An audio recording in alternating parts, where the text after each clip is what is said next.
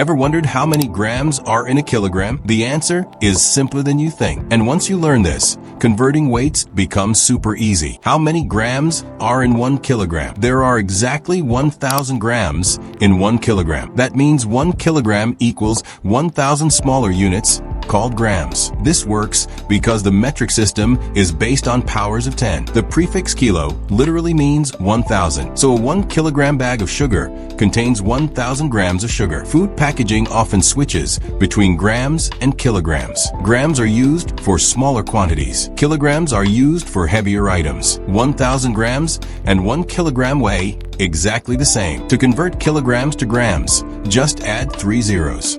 2 kilograms equals 2,000 grams. 5 kilograms equals 5,000 grams.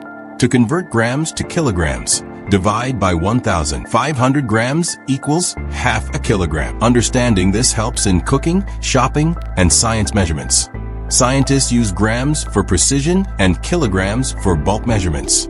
Most countries use this metric system daily. Remember, kilo means 1,000, so 1 kilogram always equals 1,000 grams. Quick quiz. How many grams are in 3 kilograms? That's right, 3,000 grams. Just remember the 3 zeros rule. This trick makes conversions instant. It saves time in school, cooking, and everyday life. Like this video if you learned something new. Subscribe for more quick learning videos. Thanks for watching, and keep learning something new every day.